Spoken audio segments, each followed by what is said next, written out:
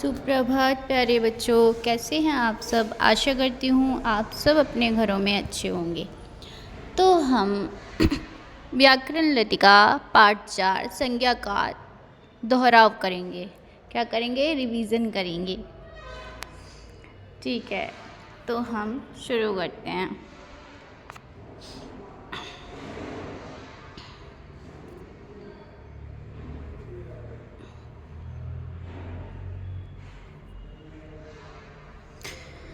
पाठ 4 संज्ञा। तो आप पहले ये पाठ पढ़ चुके हैं, है ना। तो सभी को पता होगा संज्ञा किसे कहते हैं। किसे कहते हैं? किसी व्यक्ति, वस्तु, जगह या भाव के नाम को संज्ञा कहते हैं। किसी व्यक्ति, वस्तु, जगह या भाव के नाम को संज्ञा कहते हैं। अब देखो व्यक्ति में क्या, व्यक्ति में जैसे अपर्णा, श्वेता ये लिखा हुआ है, तो ये सब किस में आएंगे? व्यक्ति में। वस्तु क्या हो जाएंगी आपकी? वस्तु हो जाएगी कुर्सी, मेज, आपके कमरे में जैसे पड़ा हुआ है बेड, पंखा, ये सब किस में आएंगे? वस्तु में। जगह, जगह क्या? जैसे ये देखो ये बना हुआ है ताजमहल और हम कहाँ रह रहे हैं? इटावा में, ये भी जगह है। और भाव क्या होते हैं? भाव होते हैं जैसे खुशी, दुख, घृणा, ये सारी चीज़ें। तो संज्ञा किसे कहते हैं? किसी व्यक्ति, वस्तु, जगह या भाव के नाम को संज्ञा कहते हैं। आपको पता है, आपको मैंने पहले भी बताया कि जो भी आसपास चीज़ें दिख रही हैं वो सब क्या हैं? संज्ञाएं। फिर वो चेयर हो, कुर्सी हो, मेज हो, पंखा हो, कुछ भी जो भी दिख रहा है वो सब क्या है? संज्ञा।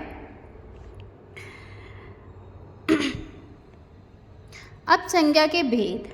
संज्ञा के भेद।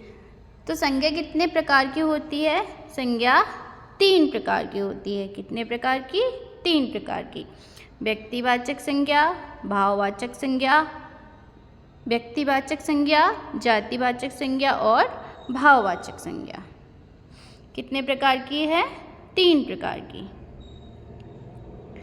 अब देखो 3 प्रकार की संज्ञा। अब जैसे व्यक्तिवाचक, तो व्यक्तिवाचक में क्या क्या आएगा? मैंने पहले भी बताया। अब देखो यहाँ लिखा है कुछ नाम, शब्द किसी व्यक्ति, जगह या वस्तु के विशेष नाम के बारे में बताते हैं। विशेष नाम जैसे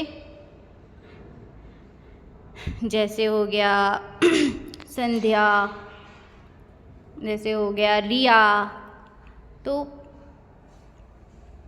ये होते हैं विशेष नाम। अब विशेष नाम जैसे हम किधर रह रहे हैं? शहर। तो हमारा शहर कौन सा है? इटावा। तो इटावा किस में आएगा? व्यक्तिवाचक में। और शहर किस में आ जाएगा? जातिवाचक में।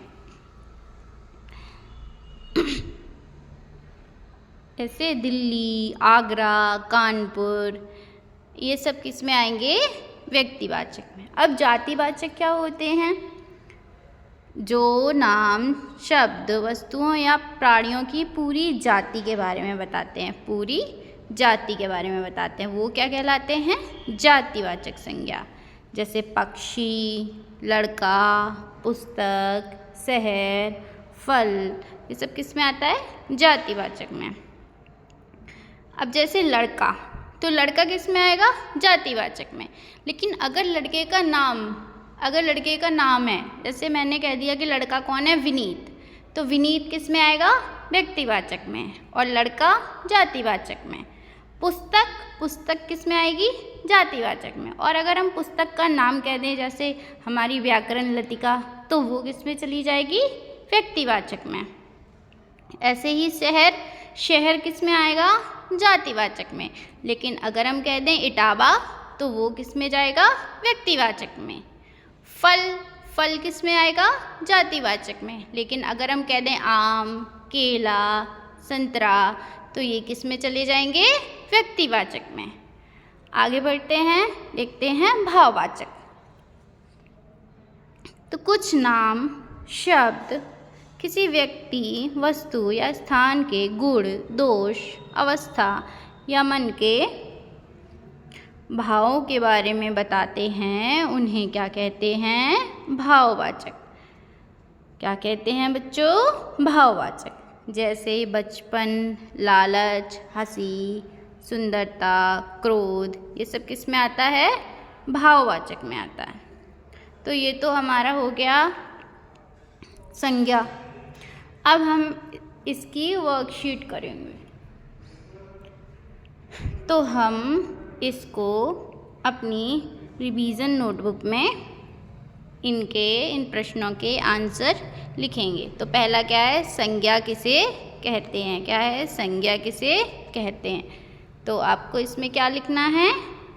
संज्ञा किसे कहते हैं। तो आपको ये प्रश्न करना है। दूसरा प्रश्न है, संज्ञा के कितने भेद होते हैं? संज्ञा के कितने भेद होते हैं? तो ये प्रश्न आपको करना है। और तीसरा प्रश्न है, संज्ञा शब्दों से फुलझड़ी बनाएं। संज्ञा शब्दों से क्या बनाएं? फुलझड़ी बनाएं। क्या बनाएं? फुलझड़ी। तो देखो अब यहाँ पर आपको ये फुलझड़ी दी हुई है, इसमें आपको क्या करना है? संज्ञा शब्द लिखने हैं। तो जैसे पहला क्या लिखा हुआ है? मनुष्य। क्या लिखा है? मनुष्य।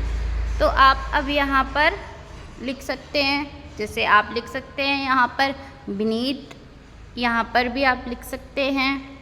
अब जैसे किसी शहर का नाम लिख सकते हैं या पक्षी लिख सकते हैं। यहाँ पर भाववाचक संज्ञा के उदाहरण लिख सकते हैं, व्यक्तिवाचक के लिख सकते हैं, जातिवाचक के लिख सकते हैं। तो ये आपका गृह कार्य है। धन्यवाद। आज की कक्षा यहीं समाप्त करते हैं।